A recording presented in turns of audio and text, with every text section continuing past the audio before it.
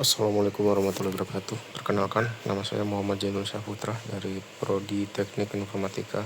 Hari ini saya akan menjelaskan tentang sistem terdistribusi. Garis besar presentasinya di sini bisa dilihat latar belakang, definisi dan konsep dasar, arsitektur dan karakteristik, tantangan implementasi di industri, analisis kasus kegagalan, tren dan perkembangan terkini, evaluasi trade-off dan kesimpulan. Kita mulai dari latar belakang tersebut. Terlebih dahulu ya.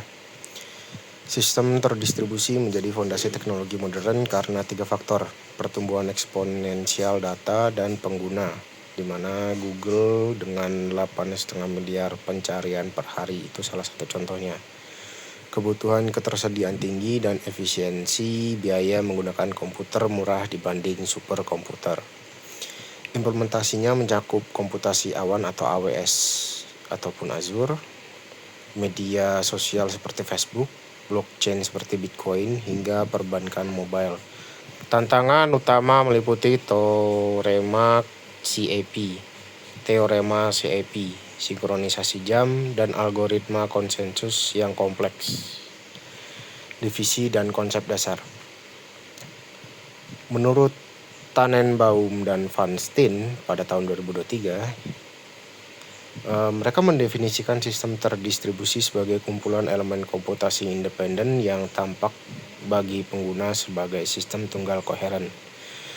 Sistem terpusat mengandalkan satu komputer menciptakan single point of failure, sedangkan sistem yang terdistribusi mendistribusikan beban ke multiple nodes, sehingga kegagalan satu node tidak menghentikan sistem. Skalabilitas sistem terpusat dibatasi kapasitas hardware satu mesin, sementara sistem terdistribusi dapat diskalakan horizontal dengan menambah mesin. Komponen utama sistem terdistribusi yaitu adalah nodes, network infrastructure, dan middleware layer. Lalu distribute data storage dan coordination service yang biasanya mirip dengan Zookeeper atau yang lainnya. Arsitektur sistem terdistribusi, ada client server, P2P, microservice, dan SOA. Client server membagi sistem menjadi penyedia dan peminta layanan. P2P atau peer-to-peer menghilangkan hierarki dengan setiap node setara seperti BitTorrent. Microservice memecah aplikasi menjadi service independen seperti Netflix dengan 1000 lebih service. SOA fokus pada reusability antar heterogeneous sistem menggunakan ISB dan SOAP. Karakteristik utama sistem terdistribusi itu adalah konkurensi dan throughput yang tinggi, transparansi dan fault tolerance, lalu stabilitas yang horizontal. Tantangan implementasinya. Sistem terdistribusi menghadapi tantangan kompleks yang harus diatasi untuk memastikan performa tetap optimal. Teorema CAP memaksa pilihan antara konsistensi dan ketersediaan saat terjadi network partition. Dengan CP system seperti HBase prioritaskan konsistensi untuk transaksi keuangan, sementara AP system seperti Cassandra memprioritaskan ketersediaan untuk media sosial. Tantangan utamanya adalah konsistensi data dengan spektrum dari strong hingga eventual konsistensi. Sinkronisasi dan koordinasi tanpa global clock memerlukan distribusi mutual exclusion. Lalu keamanan dengan attack surface lebih besar memerlukan TLS ataupun SSL dan service meshes. Network latency menambah 50-100 mili per second.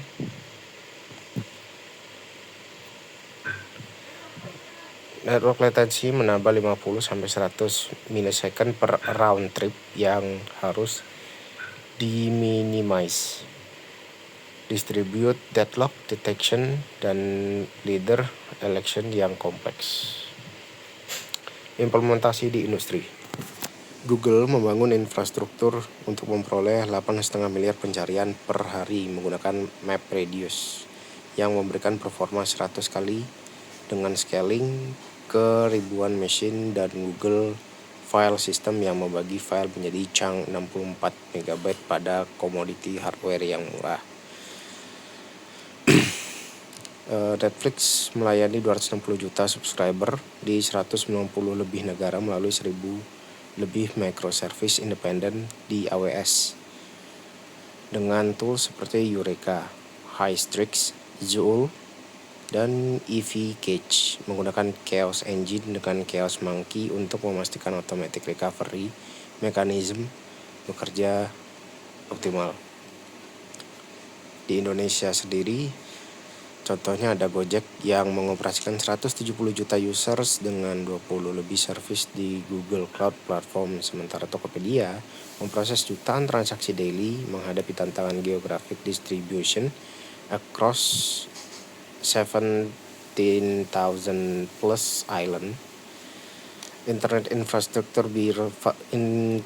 infrastrukturnya bervariasi dan regulatory compliance dari UU PDP.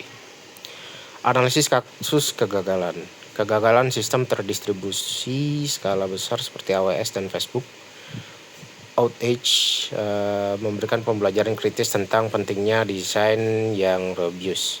AWS outage pada Desember 2021 berlangsung kurang lebih 8 jam, bahkan bisa lebih, yang impacting major service berlangsung selama 8 jam lebih, impacting major service. Sementara Facebook outage yang pada bulan Oktober tahun 2021 itu selama 6 jam mempengaruhi 3,5 miliar user dengan kerugian 100 juta dolar akibat konfigurasi yang error.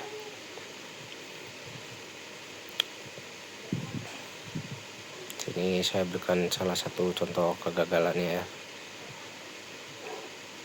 Importance of independent monitoring tools, yang mana AWS status page ini slow to reflect disruption.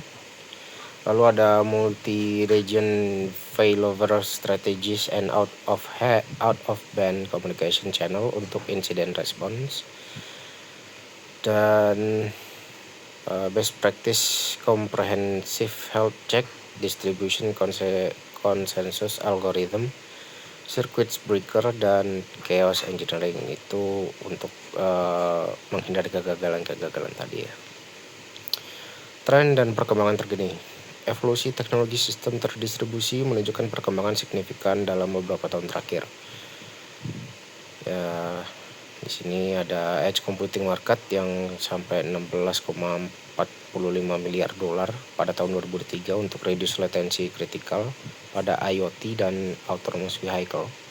Lalu ada serverless computing projected yang tumbuh sampai 44,7 miliar dolar di tahun 2000, yang kemungkinan di tahun 2009 memungkinkan developers untuk tetap fokus pada kode tanpa managing infrastruktur. Kubernetes menjadi de facto standar untuk container orchestration dengan multi-cloud deployment dan service meshes. Lalu distribute AI atau ML system leverage federated learning untuk privacy sensitive application seperti healthcare dan financial service.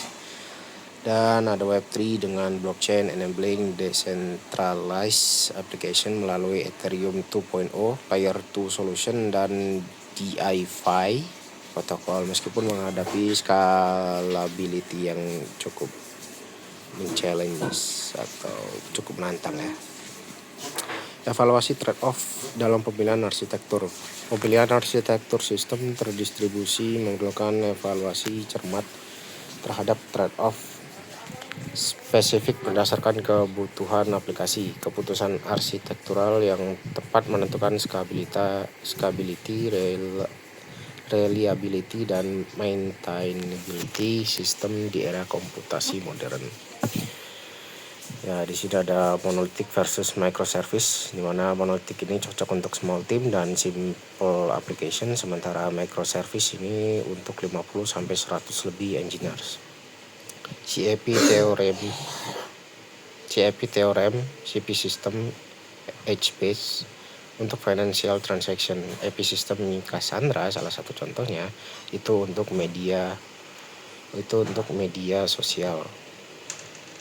SQL versus NoSQL. SQL untuk ACID atau ACAD yang berbasis pada transaction dan complex queries. Lalu ada NoSQL untuk scalability dengan polyglot persistence.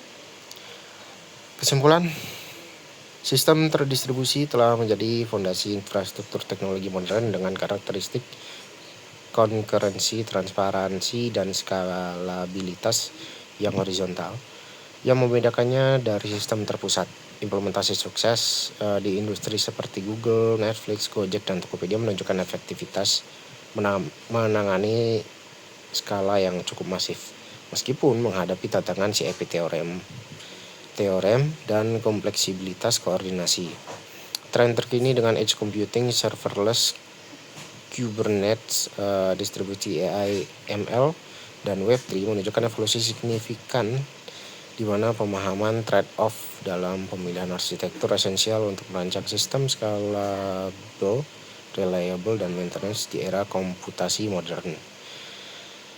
Karakteristik fundamentalnya adalah konkurensi, no global clock, fault tolerance, dan transparansi. Implementasi yang sukses ada contohnya dengan Google, Netflix, dan Gojek dan Tokopedia. Tren masa depan, edge computing, serverless, Kubernetes, AI, ML, Web3, blockchain. Terima kasih karena sudah mau melihat, dan saya mohon maaf apabila ada salah kata atau salah dalam pengucapan, dan saya juga minta maaf kalau sedikit ribut. Ya, terima kasih. Assalamualaikum warahmatullahi wabarakatuh.